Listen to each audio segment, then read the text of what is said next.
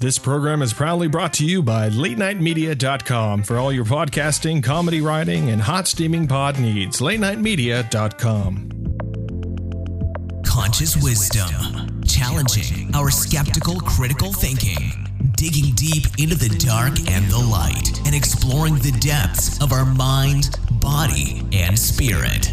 The podcast sprinkled with science, creativity, ageless wisdom, philosophy, and conspiracy. So be part of the discussion and get involved. Be part of the action of thinking and being the revolution. Be conscious with wisdom.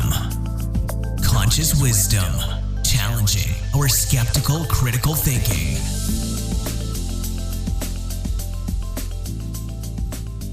Hi guys, and welcome to episode 13. We've made it to the number of like Halloween. It's all about 13s. Halloween's coming up. There's ghosts jumping out of every corner, and happy Marty McFly Day. It's one of those days that I guess all us geeks from around the world who love Back to the Future, it's when Marty McFly went to the future, where we are Back to the Future too now.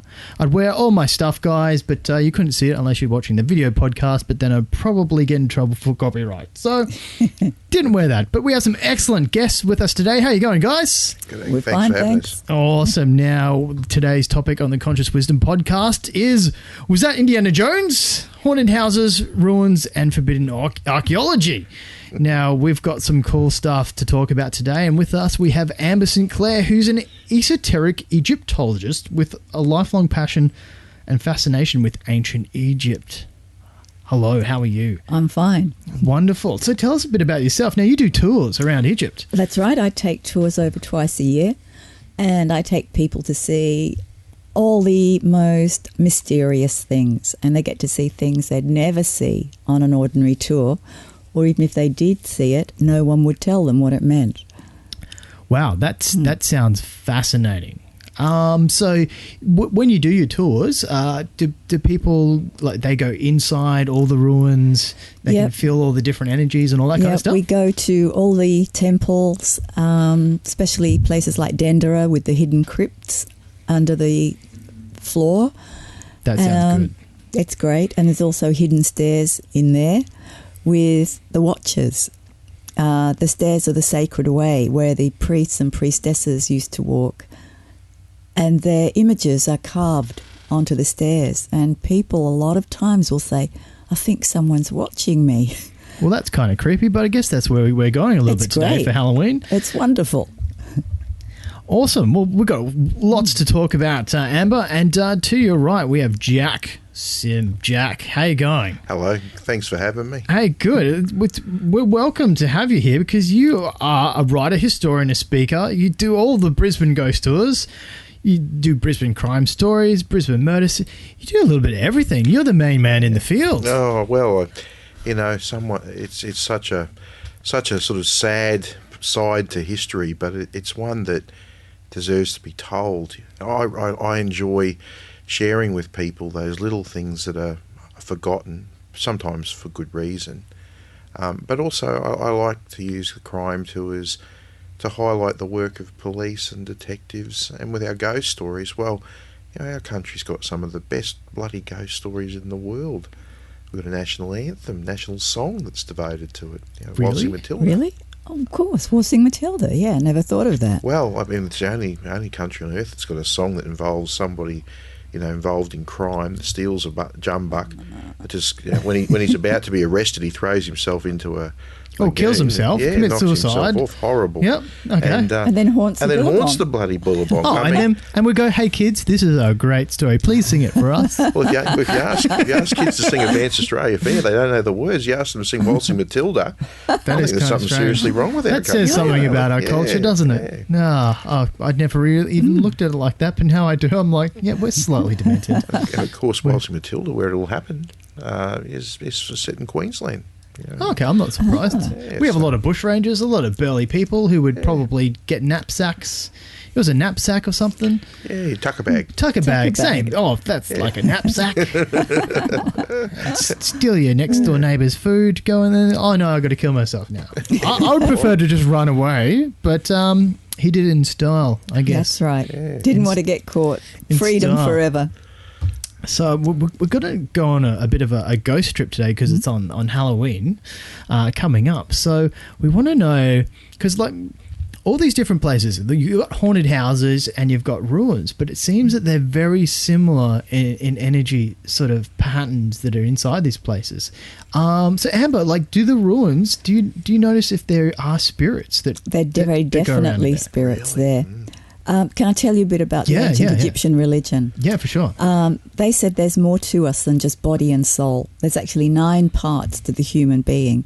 And one of those parts is called a car spirit. That's K-A. A car, so not driving. No. So don't think it's like that spirit. No. It's Billy who died. He lives in a car. A car spirit from Egypt. Okay. Those spirits, they separate. When you die, all these different parts of you separate. And your soul goes off to the gods. But your car spirit has to stay on earth. And it looks exactly like you, sounds like you, smells like you, acts like you, and it's there to look after the people that it loved. So it's kind of like, is it kind of like a guardian spirit in the old sense? They're guardian spirits. Probably what we'd call, you say to people, have you got a special angel looking after you? And they'll say, oh, yeah, it's grandma or whatever. So in ancient Egypt, they were really looked after, these spirits. There were food left for them and drinks and letters. So even. It was their form of Santa? No, it was their form of getting some help. Because the car spirits, because they loved you, they would help you. So obviously if it's a temple, all the priests and priestesses that worked there, their car spirits are still in the temple. And every temple and tomb has what's called a false door, which is a false door in the wall. And that's because corporeal people like us, we need an open door to come in and out. But the spirits use the false doors. Oh, wow. Wonderful. It's kind of like a portal for exactly. the spirits. Yeah. Wow, okay. I never knew this about their culture. Yeah. That sounds great. So they were revered within their culture Absolutely revered. as something definite that existed. Yeah. Wow. I find it fascinating that you said like it's kind of like all these different parts of you go to different places and exist in different forms. So the only part of you that actually dies is your physical body. And that's one of the the 9 parts. But it's the only one that disappears after you die. What's part number 7? I'm testing. Okay. I was just joking. Can I tell you something about car statues? Yeah. The car needs somewhere to live when its body's gone. So the ancient Egyptians, those who could afford it, would have a statue made of themselves with beautifully inlaid eyes made of crystal. And the car statues would have the same colour eyes that they had in real life. Okay, so it's like it sounds very, very similar to a voodoo doll. Well, no, they're full size. Oh, they're full size. Yeah. Okay. Oh, really? And some of them are in the museum in Cairo, and they are amazing. They look for all the world as if they are just about to step out of their case and come and talk to you. How creepy. What are they made? Beautiful. What are they made of? Some are made of stone, some are made of wood. But the ancient Egyptians obviously knew a lot about the eye because they have a lens in it. So they knew anatomically how an eye worked. And some of these eyes are green, some are blue, some are brown, but they're just amazing statues. Well, the eye has always been the seat of the soul. Like you look into someone's eyes, you look into their soul. Yeah. And even like the eye of Horus, if you get a pineal gland in your brain, cut it in half, like a surgeon, is exactly the same shape as the eye of Horus. So they knew a lot of stuff when it comes to how the body works and how that connects to, I guess, what you call source or just the universe around you, which I think we've lost a lot. And why, I guess, like us searching through the spiritual realms and for ghosts is such a thing, because it's kind of like we know something exists there, but yet we can't fully fathom it because of something. The ancient Egyptians said that the only purpose for your many lives on earth is for you to grow into a god. Oh, wow. So that's their whole culture and their whole thinking propelled their people towards that. Does that mean I can have wings? wings? I can Well, grow at a some wings. certain stage, you could. If Not you like buffalo wings. got They're not there. the cool type of wings. I mean, like big feather wings. You Like could flap and fly. Well, with that's it. angels. I'm And not so- angels are a different species. I'm not so good with bat wings. I don't know, Jack. Would you like some bat wings? Oh, I don't think I'd really be fussed about wings. No wings. Okay, cool. I'd love Cool. to have wings. Okay, cool. Okay, Yeah, we can hang. We'll go. Hey, Jack. Yeah, high five. We'll swoop down. I'll be cursing off. I only just got a set of wings like that. Damn it, you know. why didn't I just take the bat wings? Yeah. Wow, that's fantastic. Like I find it fascinating, like especially Egyptology. There's so much stuff. There's even like cults if you go into the Golden Dawn, which is all Yeah. about like old. Oh, my father was a member of the Golden Dawn. Okay, let's talk about that. Did he speak to you a lot about what they did? No, he didn't, because he died when I was still very young. Oh, okay. Yeah. My mother was his third wife. She was 30 years younger than him, so he was mid-60s when I was born. Wow, and where was he? Was he in Australia? No, he was in England. He was a Yeah, okay. professional magician, Yeah, okay. and so were two of his brothers. Okay, no, that's definitely well. If you listen to Harry Potter, as I always say, yes, there are muggles, and you might be just one of them. But there are magicians out there, and hopefully you just meet the good ones. Yeah. Wow, that's fascinating, because Golden Dawn was really put out there with the guys like Aleister Crowley. Yeah. Or Crowley, depending on how. If you like him, you go, he's holy, you say Crowley. If you think, ouch, oh God, he hurt No, my he was brain, a you bit call of a him rat bag, Crowley. really.